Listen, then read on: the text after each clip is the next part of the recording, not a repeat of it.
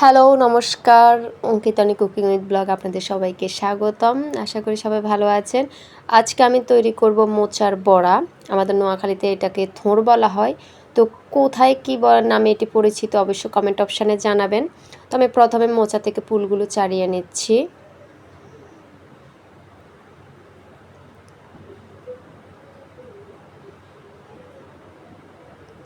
এখন আমি এর ভিতরে একটি সাদা ডাঁটা শক্ত অংশ আছে, এটি ছিঁড়ে ফেলে দেব এবং সামনে ছোট ছোট সাদা পাপড়ির মতন একটি অংশ থাকে, সেটি ফেলে দেব।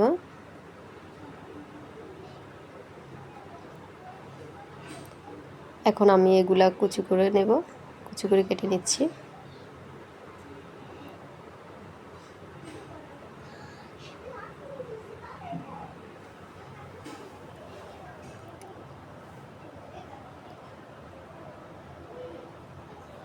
এগুলো কাটার পর আমি পানিতে ভিজিয়ে রাখবো, তারপর ধুয়ে নেব। এখন আমার বড়ার জন্য লাগছে পেঁয়াজ কুচি, কাঁচামরিচ কুচি এবং চিনি, সামান্য পরিমাণ হলুদ গুঁড়ো। এখানে আমি 1 কাপ পরিমাণ চালের গুঁড়ো নিয়েছি, লবণ। এখন আমি একটি কড়াই এগুলো সিদ্ধ করে নেব সামান্য পরিমাণ হলুদ গুঁড়ো দিয়ে।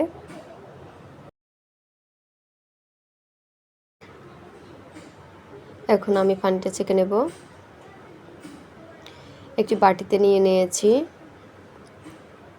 পানি জড়িয়ে। তো তার মধ্যে এখন আমি এক এক পেঁয়াজ কুচি, কাঁচামরিচ কুচি, চিনি, সামান্য পরিমাণ হলুদ গুঁড়ো, যেহেতু আমি হলুদ দিয়ে সিদ্ধ করেছি, সামান্য পরিমাণ হলুদ গুঁড়ো, লবণ এগুলো দিয়ে মাখবো।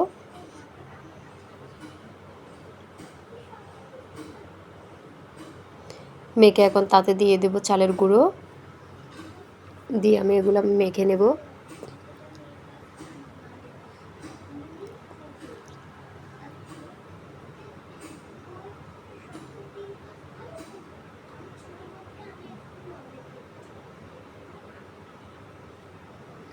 আমি চুলায় কড়াই বসিয়ে দিয়েছি, তেল দিয়ে তেল গরম করে নিচ্ছি।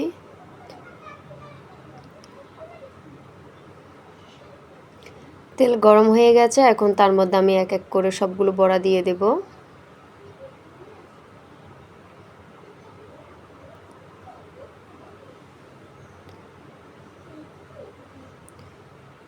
এভাবে আমি 2 পাশ ভেজে নেব।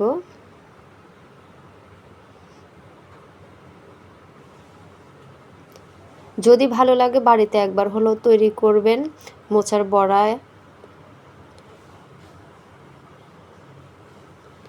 খুবই সহজ এবং খেতে অনেক মজা হয়। তো কেমন লাগলো আজকের মোচার বড়া? যদি ভালো লাগে অবশ্যই আমার চ্যানেলটি সাবস্ক্রাইব করবেন এবং কমেন্টে জানাবেন। সবাইকে আবার অসংখ্য ধন্যবাদ আমার পুরো ভিডিওটি দেখার জন্য।